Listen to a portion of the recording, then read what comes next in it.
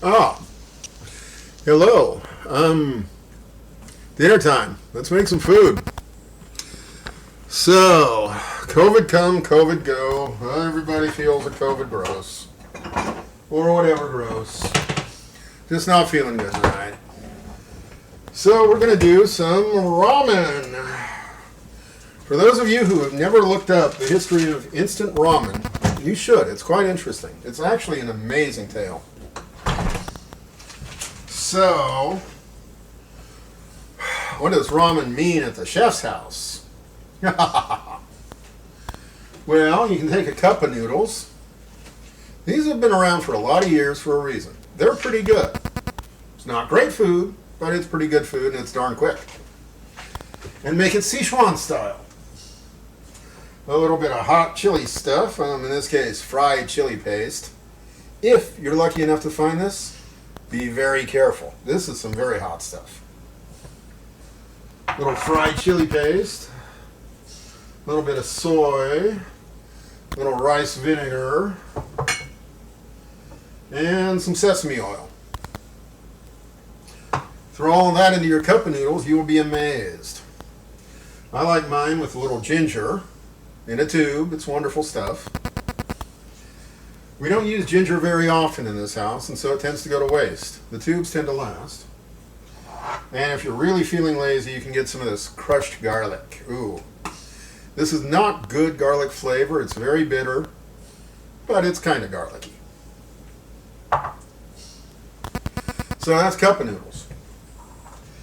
Like I said, the history of instant ramen is very, very fascinating. So, what do you do with this? Well, barely seems like food, you know, but it is. It's very good food, in fact. Or at least it can be.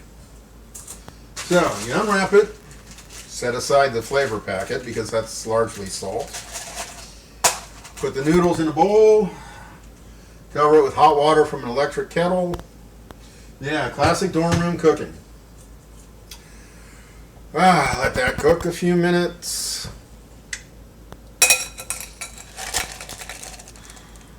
Voila! Cooked pasta. Yeah, what do you do with cooked pasta? Well, you can put some marinara on it if you want. Oh, what a coincidence. Got some right here.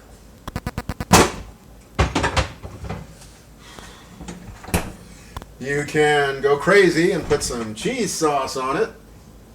Nacho noodles? Not my thing, but I hear that people like that.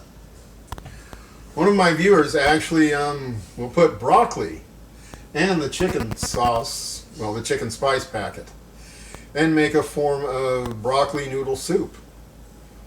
Yeah, it's very, very flexible. So, what kind of things do I like? Oh, there are thousands of recipes. Literally thousands of recipes out there for this kind of stuff. So, what I really like is gochujang. Fermented red pepper paste. I can't figure out how to spell gochujang. That's what this is. Yeah, take that, dilute it with a little soy and rice vinegar, little ginger and garlic. That's pretty good stuff. You make basically a paste, put it on the dried noodles. I like that. Maybe with a little sandwich ham or chicken. There are literally thousands of things that can be done. You see, up here in the California mountains, our power will go out for, sometimes days at a time. And so we have to be ready with simple food like this. It's not the best nutrition, but it is food and it does work. And there are just so many thousands. I mean, oyster sauce, fish sauce, la la la la. So, what am I getting at? Well, oh, and you can make a court bouillon. Carrots, onions, celery, maybe use the chicken packet.